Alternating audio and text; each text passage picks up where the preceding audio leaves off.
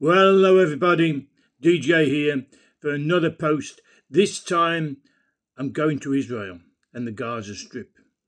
And I'm subdued, as you can tell. I'm no longer doing my happy. Why? Because this morning, I think it was about 8:30 this morning, English time, UK time, Hamas handed over 4 coffins.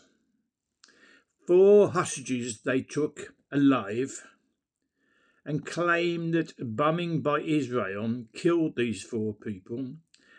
One of them 9 months old, the young boy. His brother was also very young, and their mother and a peace campaigner, an elderly man. They paraded their coffins through Gaza Strip. They put them on a platform with a sign, a big poster above them showing Benjamin Netanyahu, the the president of Israel, with fangs and blood running down himself. And it was terrible. The caskets that the bodies lay in were locked, and the keys refused to be handed over to the Israelis. So Israel was so worried they had the military come in to test to see if the coffins were lined with explosives, and it turns out they weren't. The bodies were transferred. The Israeli priest, he quoted from Psalm 83. I recommend you all go to it. It is from the Old Testament, of course, and it states very succinctly that they're praying that these Hamas and the Muslim countries will be badly affected by God, and they're asking God to take his revenge, quite frankly, because it was such a sad occasion, as you can imagine. Parading 2 little children in their coffins with their mother.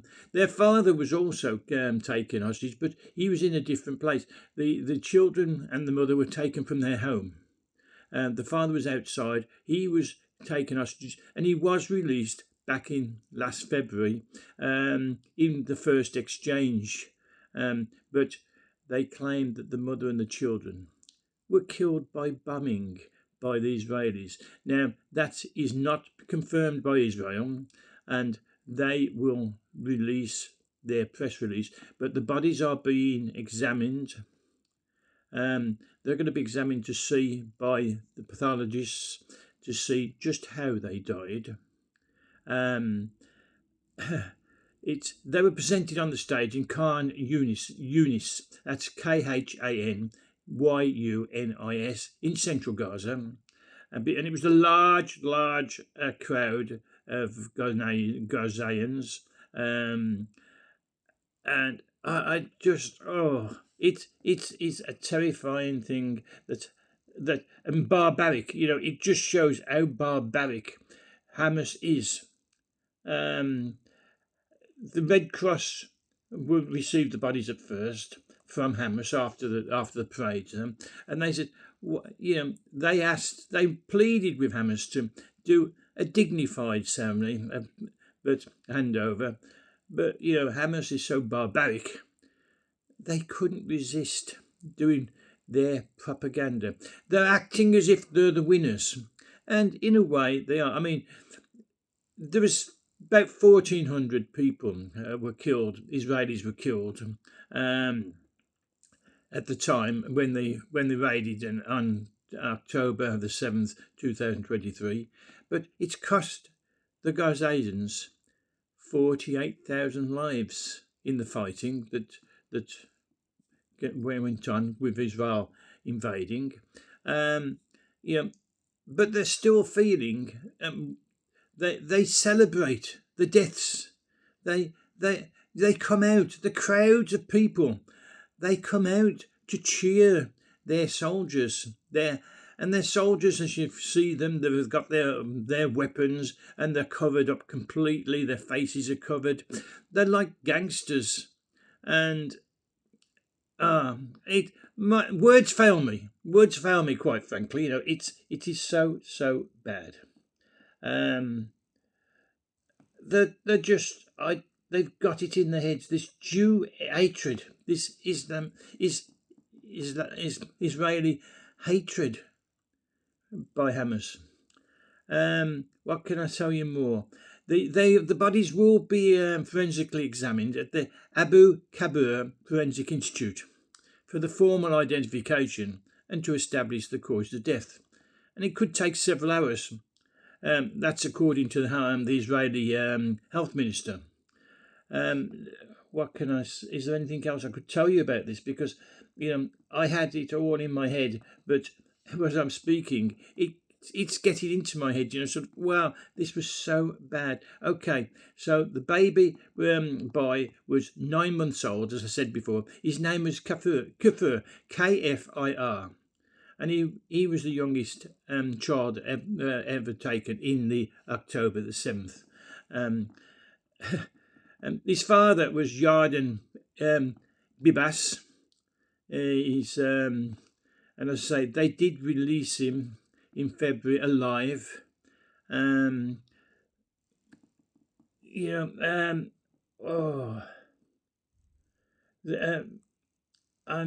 going to have a look if there's anything I can say here.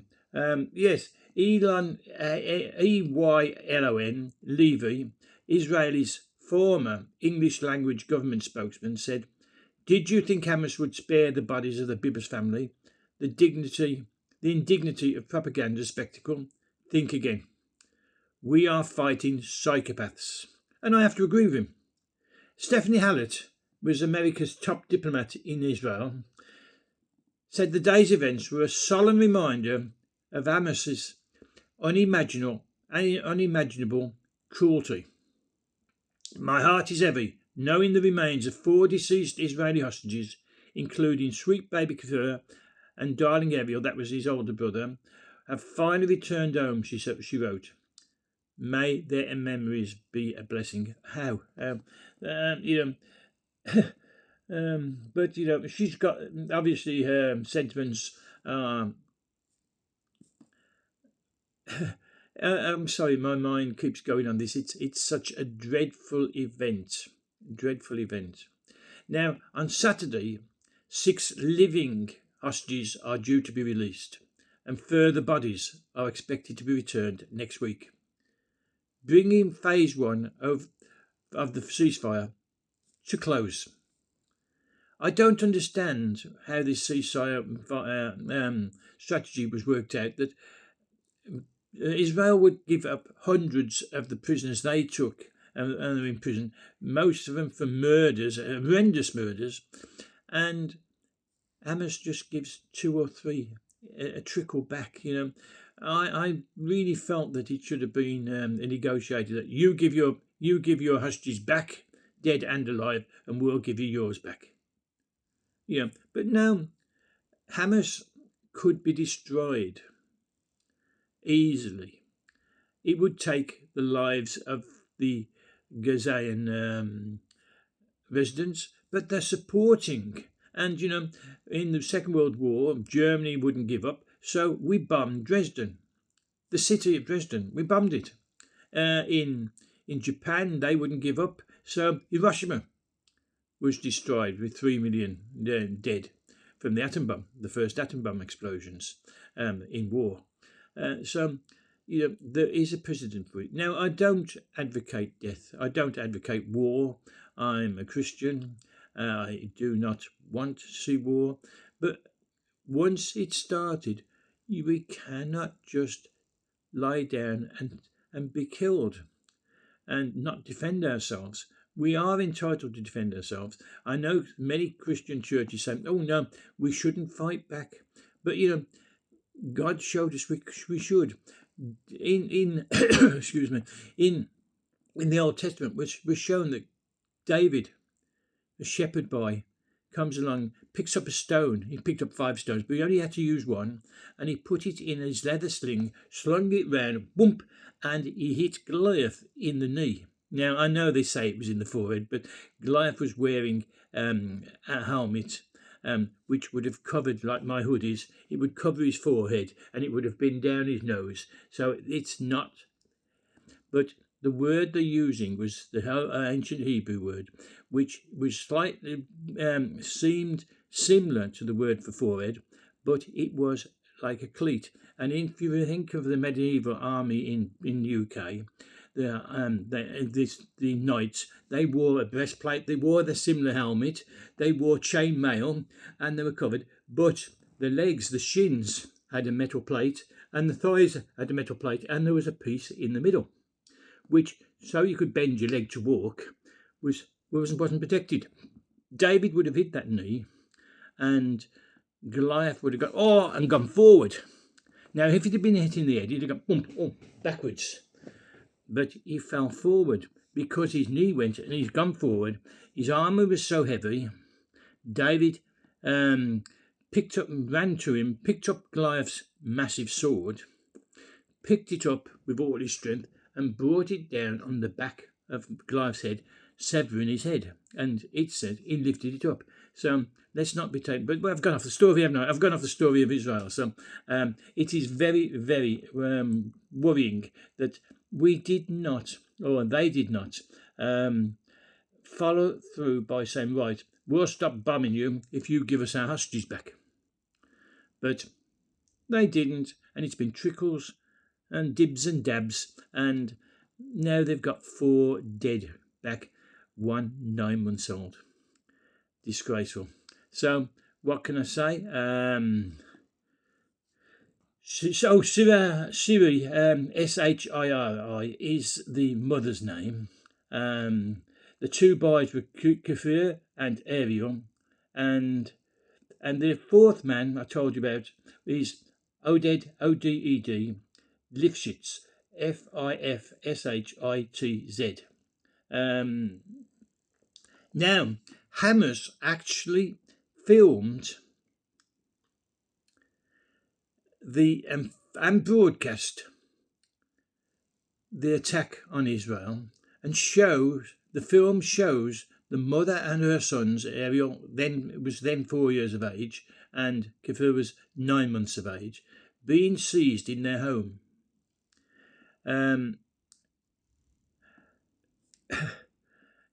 They had the nerve to film themselves doing this atrocious abduction and then having them killed. And they say, oh no, we didn't kill them when we had them in our captivity. They got killed in a bombing raid by Israel. Israel's always to blame, according to HAMAS. They shouldn't have they shouldn't have retaliated. We should have been allowed to kill your 1,200 people in that festival, but you shouldn't have attacked us back. And they get so many supports in UK, and it's the people are hungry. They need tents because they haven't got any houses anymore. Let's look after them.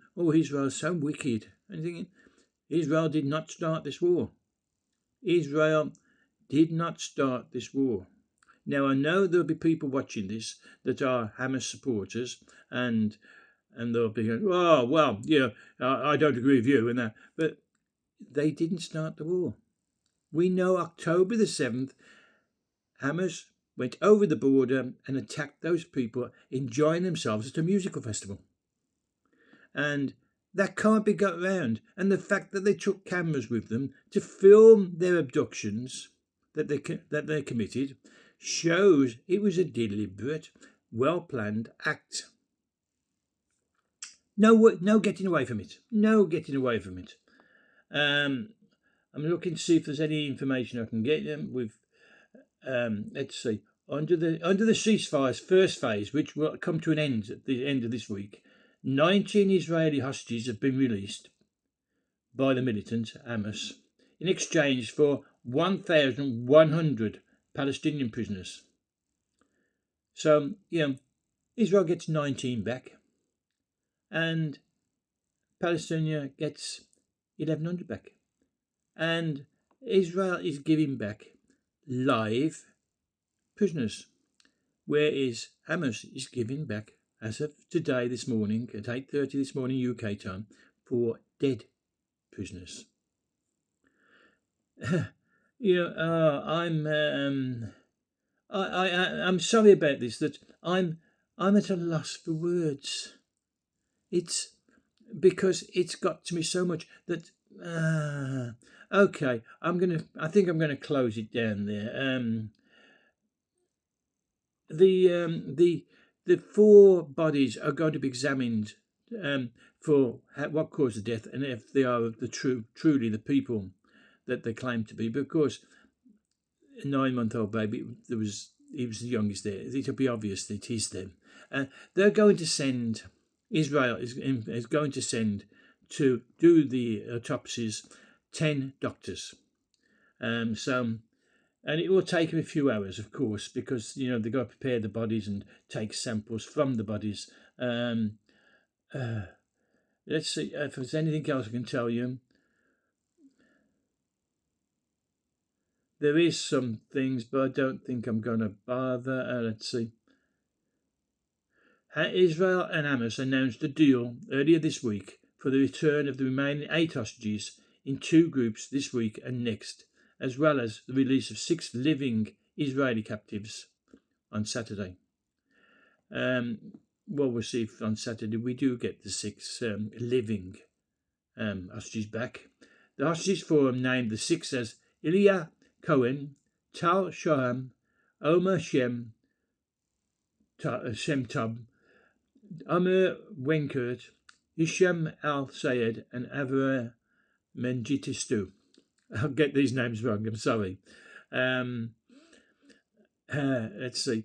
Israeli Foreign Minister Gideon Saar said on Tuesday that the talks would begin this week on the 2nd phase, which is expected to lay out a more permanent end to the war. Hamas will win again because Israel is promising to remove themselves from the Gaza Strip and from what the Hamas call Palestine, and they will withdraw themselves, not having completely defeated Hamas. And you saw them, you'll see them in the news, I suppose. Hamas have got all their soldiers there massed around their faces and everything, and they will be, I'm getting a phone call, and they look fit and strong and well fed. So much for the starvation. Let's see. Senior Hamas official Taha El-Nunu told AFP, which is the news outlet, on Wednesday that Hamas was ready to free all remaining hostages held in Gaza in a single swap during Phase 2. He did not clarify how many hostages were currently being held by Hamas or other militant groups. Hamas and its allies took 251 people hostage during the attack, of whom 70 remain in Gaza, including 35 the Israeli military say are dead. The attack resulted in the result of, and I've told you, 1,211 people, deaths of Israelis, mostly civilians, and that's the tally of the official figure. Israel's retaliatory campaign has killed 48,297 people in Gaza, and the majority of them were civilians, according to figures from the health ministry in Hamas-run territory. Now, that is not collaborated because Hamas will not allow Western journalists or doctors into their areas, and we've seen they are making stories up. They are shown. I saw, I've mentioned it in one of my other broadcasts, that there was a lovely load of dead Gaza civilians, and I'm saying civilians, on the back of a lorry, and the cameraman is on it, and it was a secret cameraman that he had to get out of the country quick, and he filmed it, and one of the men lying on top of all the other men, supposedly dead, and he's down, sort of all loose, and he lifts his head up, lifts his upper body up, looks, sees the cameraman, and drops down to be dead again. And it's like the story yesterday I put, one boy in a Hamas film was, 14-year-old, and he's a Hamas official son, but a month earlier, 5 months earlier, in November of last year, he was seen as somebody else's son. You cannot believe them, and this is what's going on. So this is the longest video I've done in this sections. So I will close it now. I hope you've enjoyed it. Don't forget to press the like button. Don't forget to subscribe. It helps me continue if you subscribe. So remember this. It doesn't cost you a penny, doesn't cost you a cent, it doesn't even cost you a rupee. It's totally free to subscribe. And if you've pressed the like button, I'm happy. And you want to make me happy. You know you want to make me happy. So do press the like button and make your comments known as well. There's a comment strip. So make the comments. So until the next one, I'm going to say goodbye. Bye.